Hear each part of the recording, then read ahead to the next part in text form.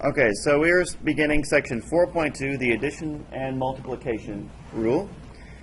And so let's talk a little bit about something called Venn diagrams.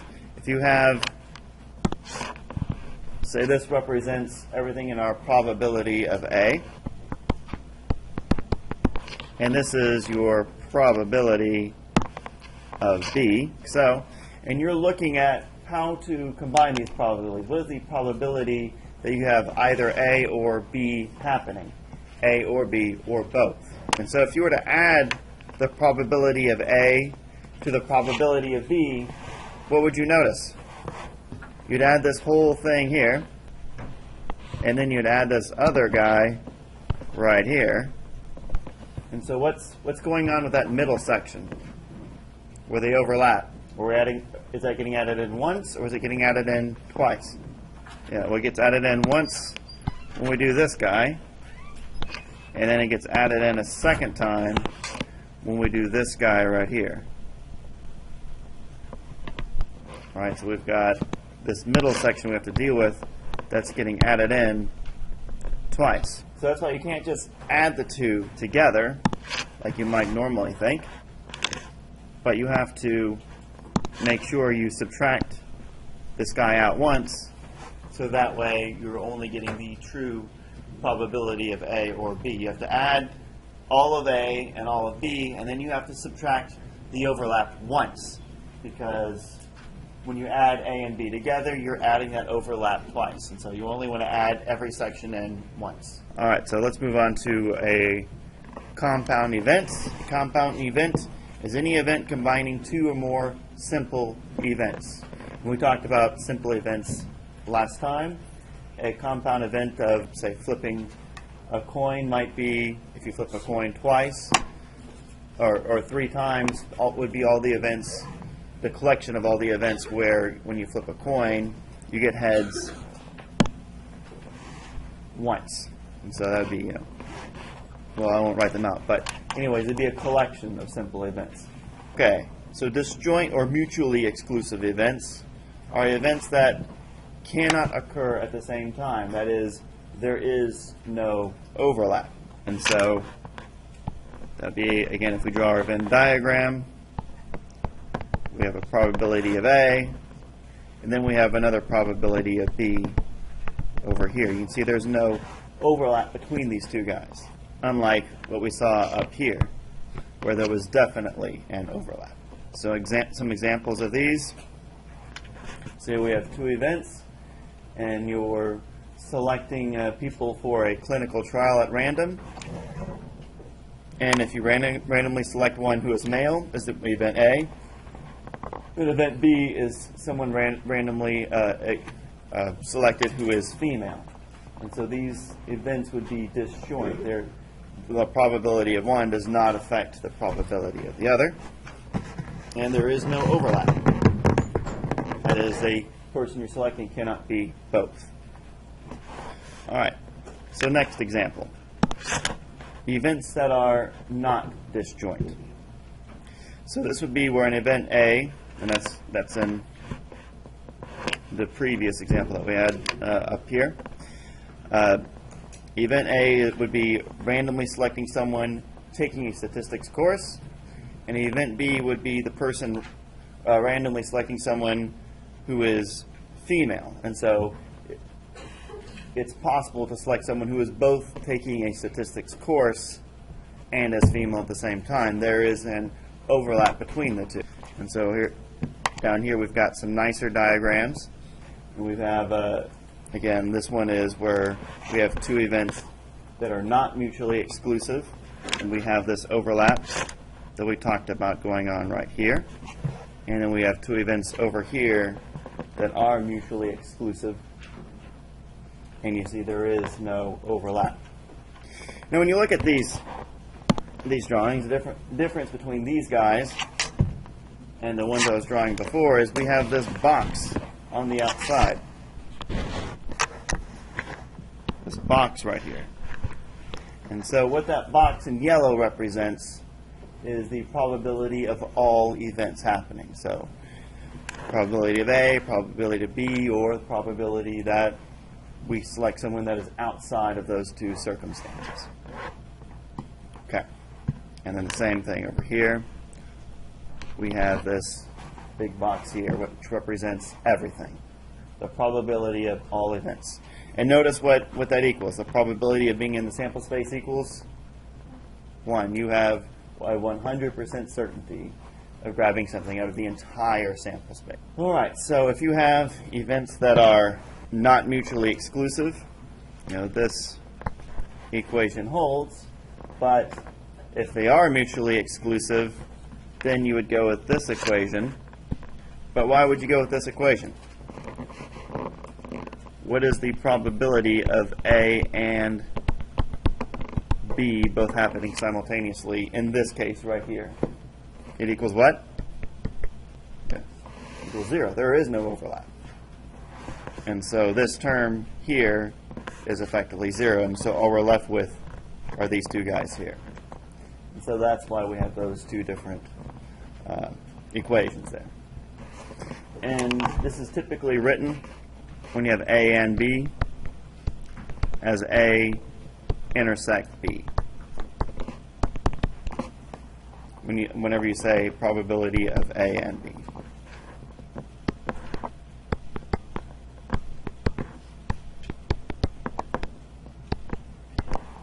Okay, any questions on this one? So we discussed, let me get this down here.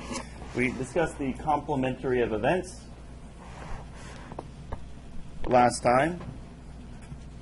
We designate that with A bar. What are some other nomenclatures that you might encounter that we discussed?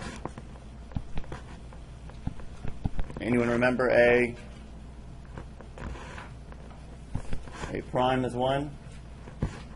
Or you might come across AC for a complement. And so all this means is if you have, so here's your event A, and here's your sample space. This is the probability of A. Here's your S, which equals 1. Anything that's probability A is in yellow. And then if it is the probability of not being A, that is the probability of A complement, it would be over here in green.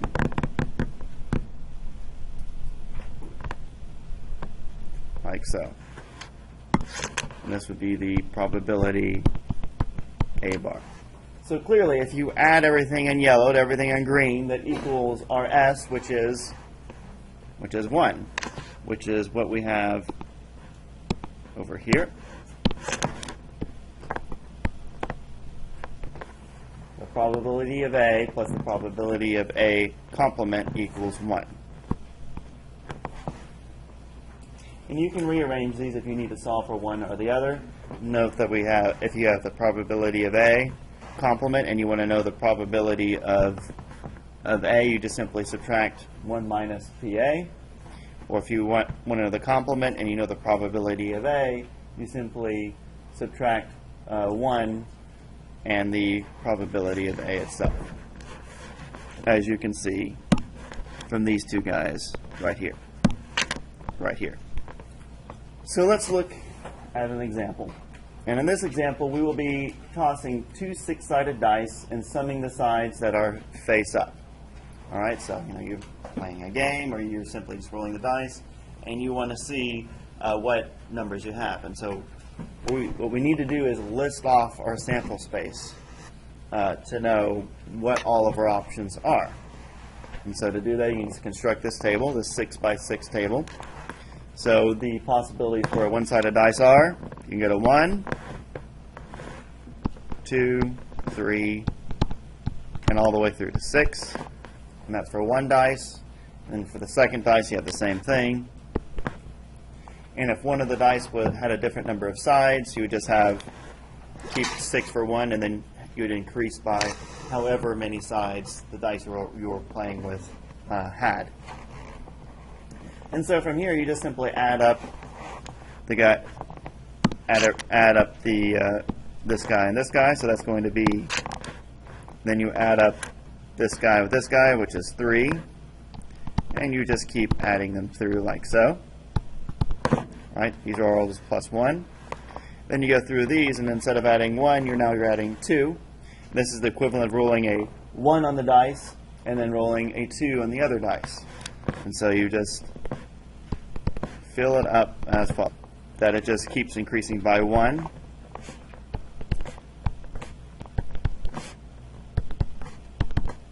And 12.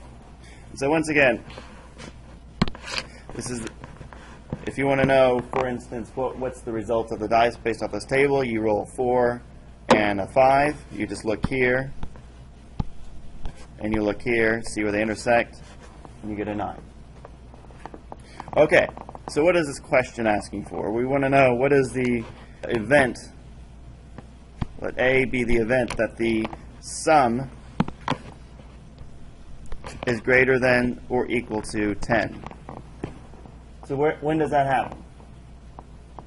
When does our sum become equal to or greater than 10? Where do you see that occurring on our chart? Yeah, here, here, and here. So that would represent our sample space. And so you'd write out your sample space as,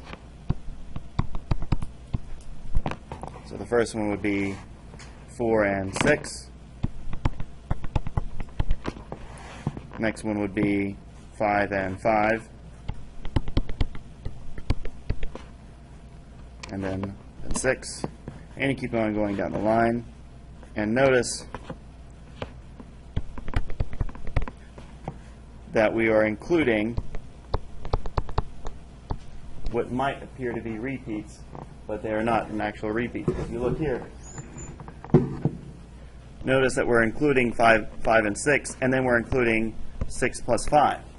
So you might think, oh, but isn't it the same result? Well, effectively it's the same result, but this is saying the first dice, this first guy is saying the first dice is 5, and the second dice is 6.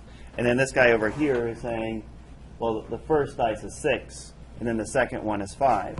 So even though numerically they're the same, they actually represent two separate simple events. Okay. Any questions on that? All right.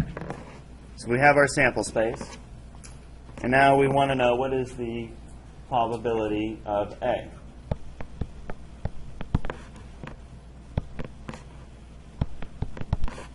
And so that's going to be the number of events in A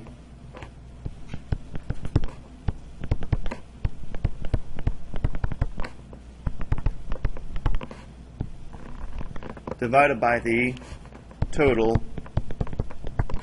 number of events. So how many events do we have in A? Yeah, you just add them up and you see we clearly have 6. What are the total number of events? 36. So what is the probability? Yeah. We have a 1 in 6 chance of getting that right there. All right. I want to know what is a complement? We want to know what is a complement. So first off, if I say find a complement, what am I talking about? What does a complement mean? Yeah, the probability that our dice is 9 or lower would be the probability of a complement in this case. And we can go through, sorry, there we go. And we can go through and we can count up all the number of events and that are less than 9 divided by the total number of events all in all, and that will get us the right answer. But there's an easier way to do it, since we've already gone through the trouble of adding everything up, and that is to use the fact that the probability of A plus the probability of A complement equals 1. Right? So what is the probability of A complement equal? Well, that's just, right, that's just 1 minus the probability of A. And what is the probability of A? 1/6. And what does that equal? 5/6. And that's it. Okay. Any questions? All right, so let's look at example 2. So in this example, we've got some drug users. Fun subject. And they're being tested to see if they are, in fact, drug users. And we want to, and so this table here summarizes basically the effectiveness of the drug screening process. And this is using a method called the contingency tables. And so what you can do is add everything across here. 44 plus 6, which is, thank you. Just going to get concerned for a second. All right, and then 90 plus 860 is 950. 50 plus 950 is 1,000. And so that is the total number of participants in the study. But now we want to add up the columns. 44 plus 90 is 134. And then 6 plus 860 is 866. And when you're doing these, a real quick check is to simply add everything along this row, which should also equal 1,000 as well. And indeed, 134 plus 186 does equal 1,000. Okay, so we have our contingency table set. And now we want to look at a couple of different scenarios here. Scenario 1, if one subject is randomly selected, find the probability of selecting a subject who had a positive test result or uses drugs. So we want to find the or. They can either highlighter out, find the probability of selecting a subject who had a positive test result or uses drugs. So that's going to be an and statement. I mean, not an and statement, an or statement. So we're going to be looking at everything in one and everything in the other.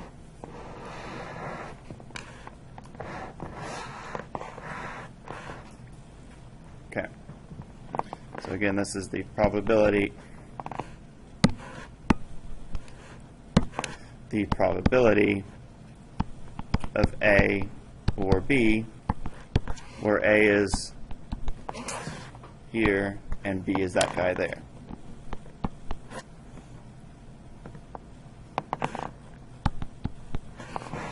All right. And so we simply set up our equation from before, probability of A plus probability of B. Is that everything, or am I missing something? Should be subtracting something out, right? A and B. There we go. All right, and so the probability of A is that they had a positive test result. Where do you find that on the table? Yeah, positive test results. You select a different highlighter color. Positive test result. And so that would be 134 divided by what? Yeah, exactly, 1,000. And then what about B? What was B? The probability that they used drugs, which is right here. And how many use drugs? 50.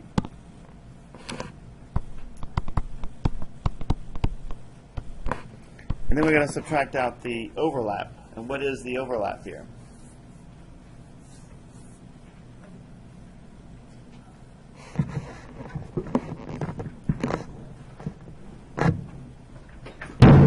So the overlap is where if you go across here,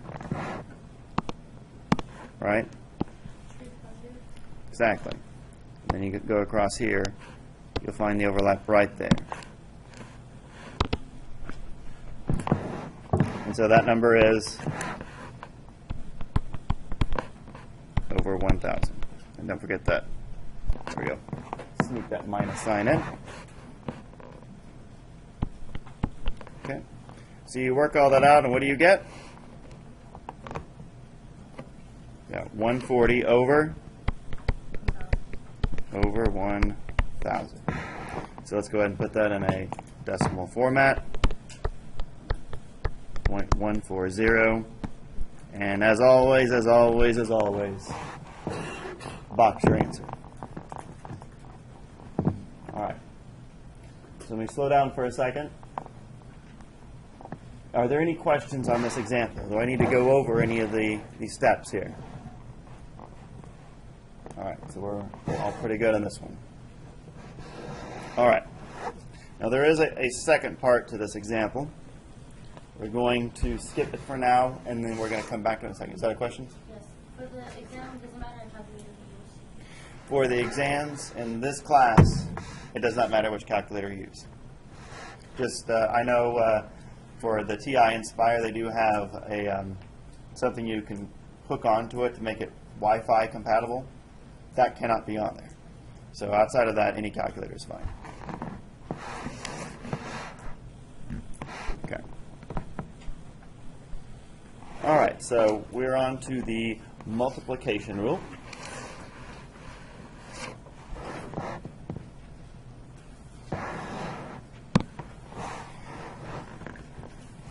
This is again, we look at probability of A and B, probability that event A occurs in a first trial and event B occurs in a second trial. Right here. And then we have the probability of event B is found by assuming that event A has already occurred. And so again, the key word here is and. So we would say if A and B are dependent,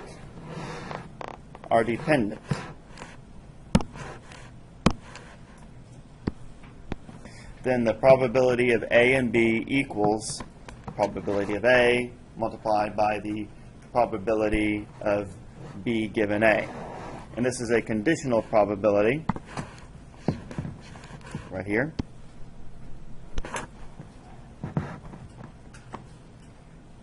And so let's go over what a conditional probability is. You'll notice that this symbol here occurs here as well. And so what we're saying is that given that the probability of A has already occurred, what is the probability that B occurs right after that?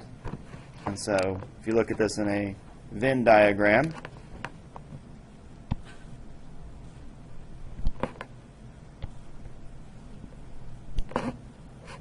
and this is the probability of B, and here is the probability of A. So we're saying if A occurs, we're inside here.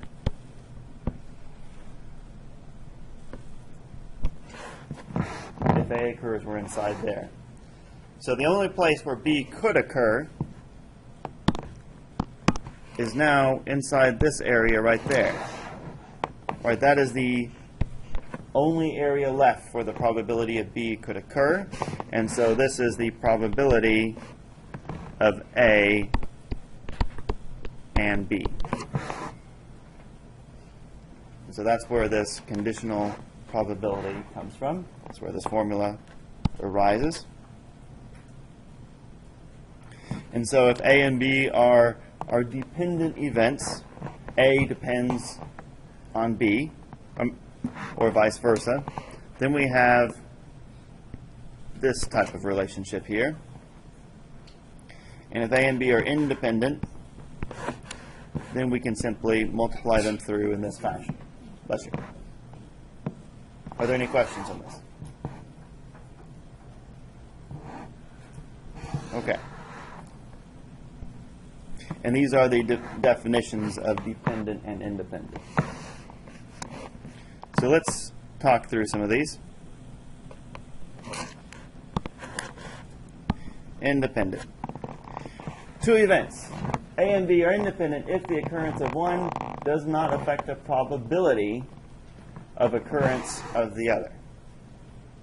So if A and B are not independent, they are said to be dependent.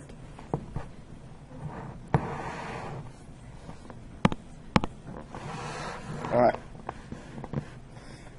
So for instance, let's look at two events that are independent. When a baby is born, it is a girl.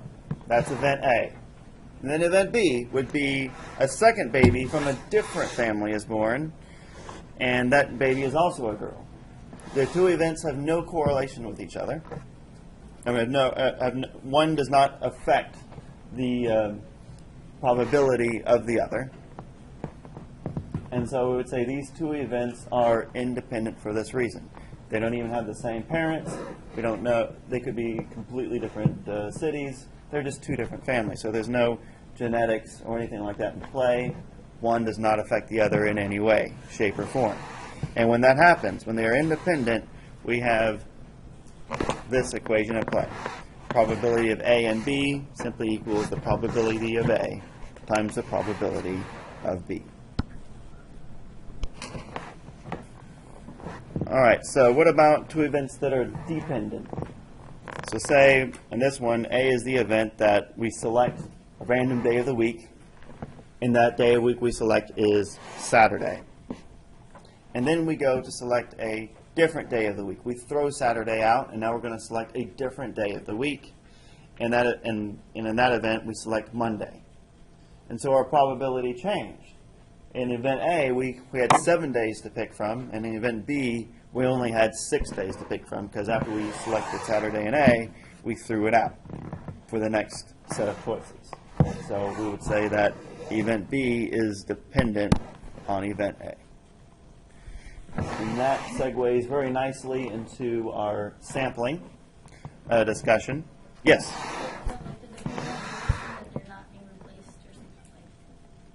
For right here? Yes, that's what.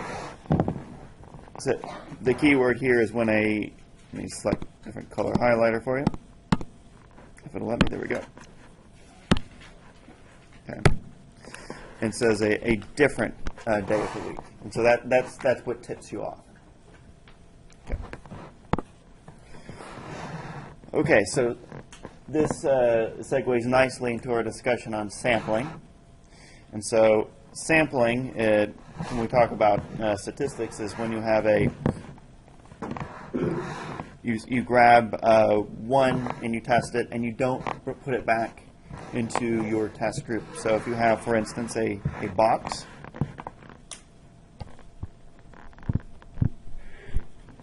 and you close your eyes, you stick your hand in, and you start grabbing a ball in. And so you have a red ball, you've got an orange ball, and let's say you've got a nice rainbow ball right here. Or I guess it's mainly blue. And so if you reach in and you grab that ball, take note of what it is, write it down for your statistics study, and then you put it right back, and then you shuffle it around, and then you reach in and grab a second ball. Well, the probability has not changed from one or the other. You have replaced your sample back into the population. Okay, and so this is, again, with replacement. You're putting what you test, what you observe, back in, so that any future observations you make will not be affected.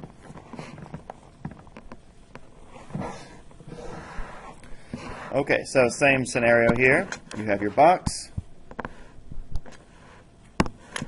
You you have a red ball, you've got an orange ball, and you've got this, whatever color that is right there. And in this one, you grab one, right? And so the probability of grabbing any particular ball in this example is 1 out of 3. Why don't we, let's go ahead and put a second red ball in there. And so the probability here, initially, of grabbing a red ball was what?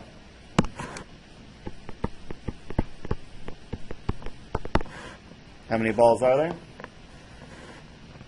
4. And how many red ones? 2. Which, of course, is just 1 out of 2.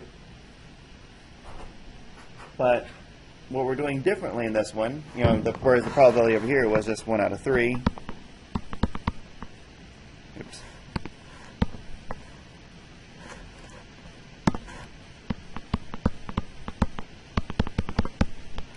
The first time, and then for any subsequent times, it would have been 1 out of 3 again and again. So now the red ball's gone. And so we go to our second trial. Right? And let's just say red 1 to differentiate. And now one of the red balls is gone. We're left with one red ball, an orange ball,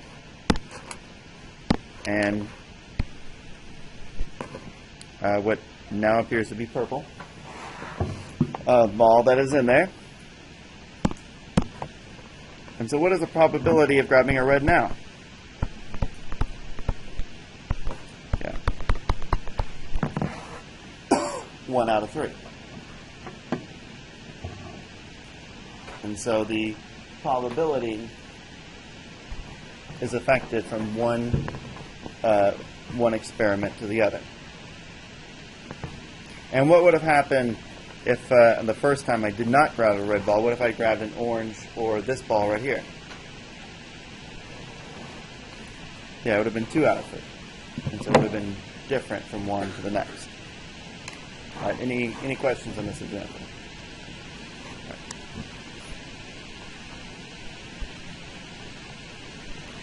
All right, so let's look at these examples down here. 3 babies are born in different cities.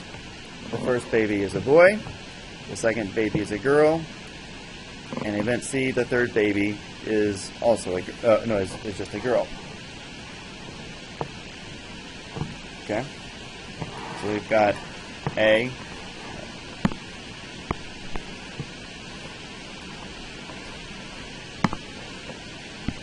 A is a boy, B is a boy. All right. So are the, without reading up there, are these independent events? Okay. So they're all independent, and so what is the probability of A, B, and C? Well, that would simply be the probability of A times the probability of B times the probability of C. And we can use this one because they are independent.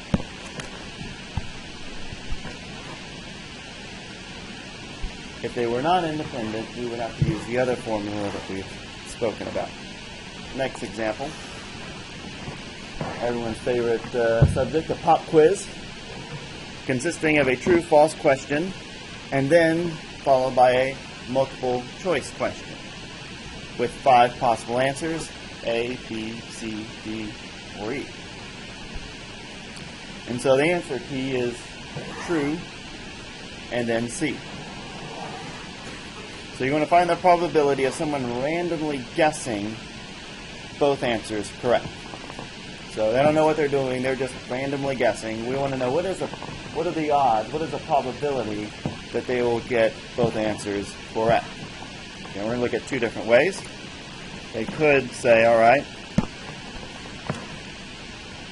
true, and then select A, and so you'd have this here, true then B, true then C, true then D, or true then E.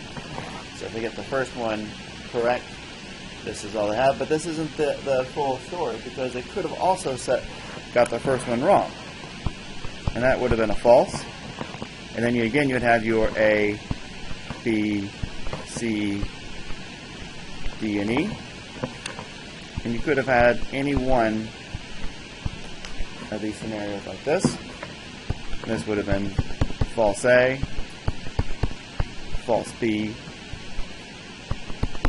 false C, false D, and then false E. Alright. So these are all the possibilities. Which one of these is correct? True C. Everything else is wrong. So how many possibilities do you see? 10 possibilities, with only one being totally correct. And so you have a 1 in 10 probability, as advertised right here. Any questions? Now, were these, since he's selecting random, were these dependent or independent? Like, I'm just randomly guessing, like true or false. I don't know, false. And then you go to the next one, A, B, C, D, or E. I don't know, E. You know, one. Would I select one? If I select a true or false the first one, does that affect? Yeah, they're totally independent. And so you can simply multiply the probabilities together, because that again is the probability of getting T and C correct. Right? And so the probability of true, it was either true or false, right? And so what that one was 1/2, right? 1 out of 2 chance. And then the other one, you had 5 choices with only one being correct, and that was a 1 out of 5 chance. You multiply those through together to get 1 out of 10. And so what I'm trying to point out here is either one of these methods work out. Right? If you do one or the other, you're still going to get the right answer. So as long as you're logical in your approach and the logical steps flow one to the other, you will arrive at the correct solution. Okay. All right, so example 3. We have 50 test results from subjects who use drugs shown below. And so we have a positive test results of 44, and then we had negative test results at 6. And so the question we ask goes as follows. If 2 of these 50 subjects are randomly selected with replacement, okay, and so that's what I want you to pay close attention to, with replacement. Find the probability the first selected person had a positive test result and the second selected person had a negative test result. Okay, so how would we set this one up? So the first selected, we're looking again for, there we go. So the first person selected has a positive test result. What's the probability of that?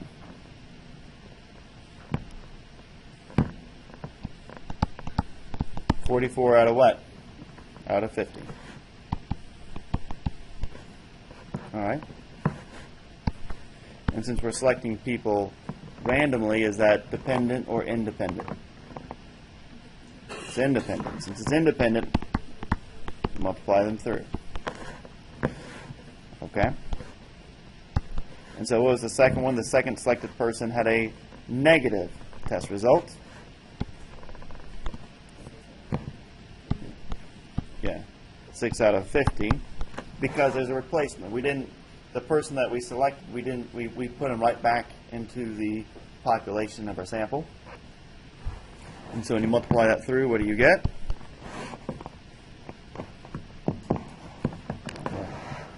yeah, you will get 264 divided by 2500, which is 0.106.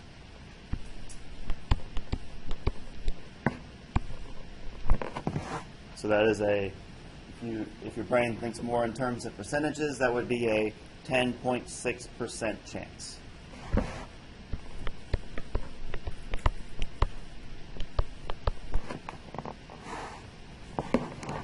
Okay. Any questions? Okay. So the next one, we're going to look at this without replacement. So the first one we had with replacement. Now we're doing without replacement. And so once again, we've got 2 of these 50 subjects randomly selected.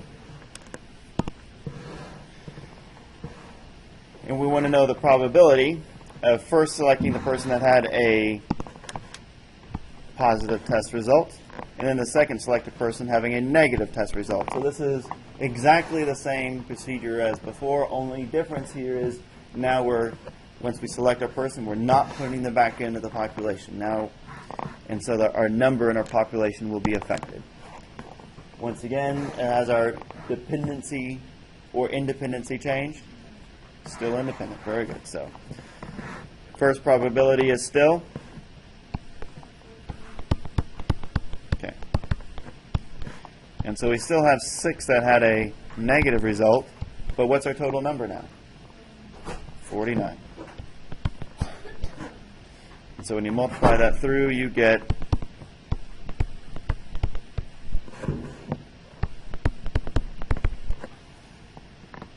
264 out of 2450, and that is a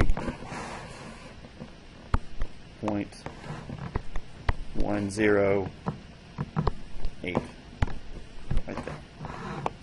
So there's a 10.8% chance. Example 4, famously known as the birthday problem. It comes up quite a bit in different texts. So we have 2 different people randomly selected from those in your class, and you want to find that the probability, well first assuming the following frequency. So find the probability that the 2 people that you selected randomly from the class are born on the same day of the week. So that is Monday, Tuesday, Wednesday, Thursday, Friday, Saturday, or Sunday. What day of the week were they born on? All right? So we're going to list off the probabilities. So first off,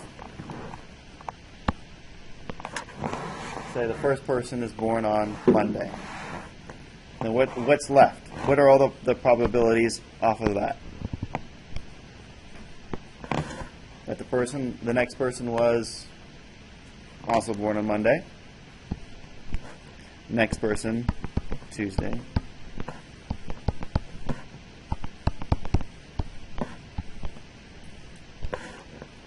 And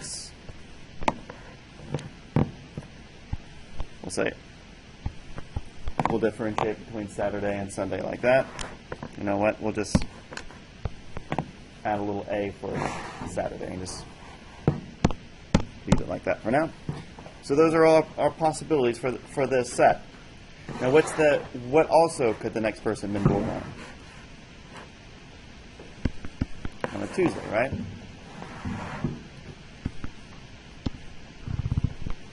And so we have, again, Monday, Tuesday, Wednesday, Thursday, Friday, Saturday, and Sunday. And so this one, and let's start listing off these events. I'll do it in red for you. MM, MT, MW, MR, MF, MSA, and MS. And so highlighting the repeats, we have one here. And then over here we've got TM, TT, TW, TR, TF, TSA, and TS. Okay. So out of this first group, how many probabilities? What's the probability here?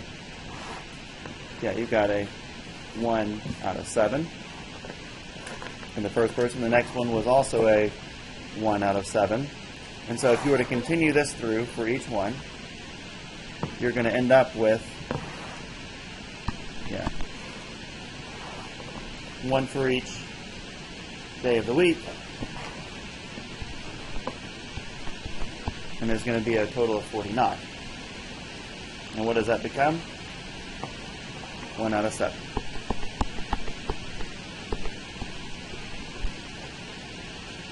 And there we are. All right, any questions so far? All right, and no, we could have done these tables for every single one, but we saw the direction this was going, so we're able to just quickly jump to the chase and put that in. All right, so here, find the probability that the two people are both born on Monday. So, what would that one be? How many out of this whole set? How many are there where they're both born on Monday? 1. How many total were in the set? 49. With a 1 out of 49 chance. Okay. And note that since these are, that was one way we could have done it, and that is certainly a correct way, but using what we know already, are these dependent or independent events?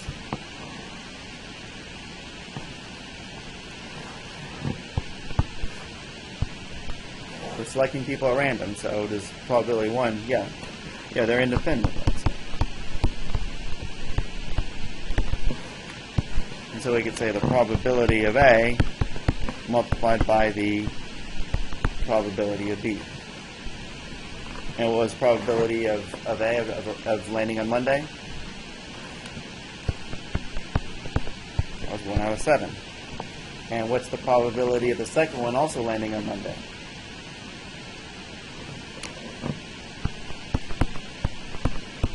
Out of 7, which gets us 1 out of 49. So either way gets us to the right answer. Are there any questions here? Okay. All right, so let's go back to that example that we skipped, long table. And so now we want to know if one subject is randomly selected, find the probability of selecting a subject who had a positive test result.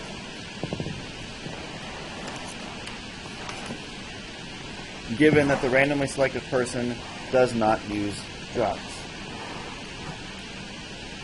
Okay. So is that a dependent or independent? Well, no, it's dependent because we have a given. Let's see, let me find that on there. Given. Right, exactly. And so when you calculate this through, you would find the probability of A given B, right? And so this is the probability of A and B divided by the probability of B. And so what was the first one? If one subject is selected randomly first, find the probability of selecting a person who had a positive test result. So we would look over here in our positive test results, which is, and these could be a conditional probability. All right, any questions? Okay. All right, if you have any homework questions or anything that you need help with, I'll remain for the remainder of the time. Otherwise, you are dismissed.